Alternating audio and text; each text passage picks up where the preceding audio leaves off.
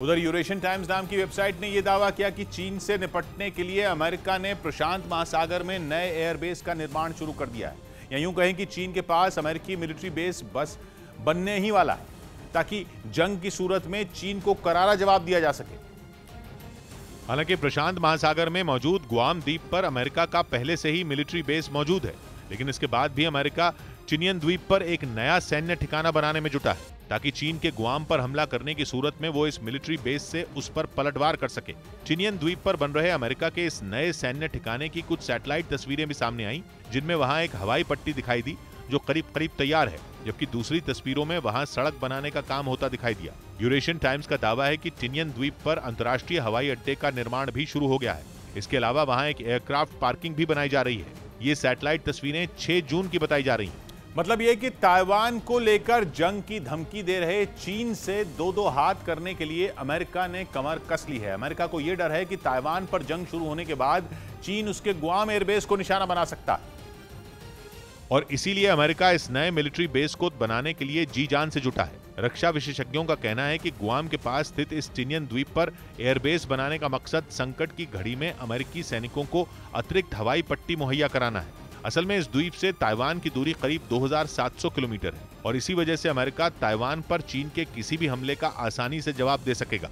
Eurasian times का दावा है कि अमेरिका का ये नया मिलिट्री बेस अगले 3 साल में यानी अक्टूबर 2025 तक बनकर तैयार हो जाएगा, लेकिन तब तक अमेरिका गुआम द्वीप से ही चीन पर नजर बनाए हुए है। दावा यह भी है कि चीन और उत्तर कोरिया की हरकतों से परेशान होकर अमेरिका गुआम एयरबेस पर 4 हाईटेक विमान भी तैनात कर चुका है ताकि जंग होने पर वो चीन और उत्तर कोरिया को मुंह तोड़ जवाब दे सके। असल में अमेरिका का गुआम एयरबेस बहुत बड़ा है और कहते हैं कि जितने हथियार अमेरिका के बाकी हिस्सों में नहीं हैं, उतने अकेले गुआम में हैं और इसी वजह से 541 वर्ग किलोमीटर में फैले गुआम द्वीप को अमेरिका का हथियारों का कारखाना भी कहा जाता है। चीन से अमेरिका के इस द्वीप की दूरी 5000 किलोमीटर से भी कम है और गुआम द्वीप से उत्तर कोरिया की दूरी करीब 3500 किलोमीटर है।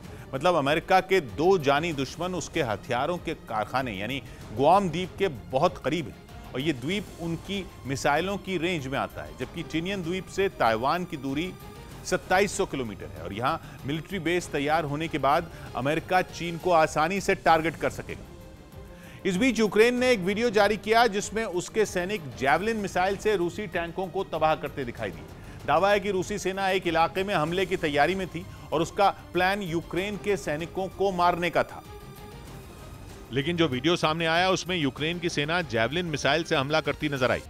यूक्रेन के सैनिकों ने इस घातक मिसाइल से रूस के सबसे ताकतवर T-90 टैंकों को तबाह करने का दावा किया। जैवलिन अमेरिका की एंटी टैंक गाइडेड मिसाइल है जो टैंकों के ऊपरी हिस्से पर अटैक करती है, क्योंकि सभी टैंकों की बाहरी परत काफी मोटी और मजबूत होती है, जबकि ऊपरी हिस्सा जहां से सैनिक बाहर निकलते हैं वो उतना मजबूत नहीं होता।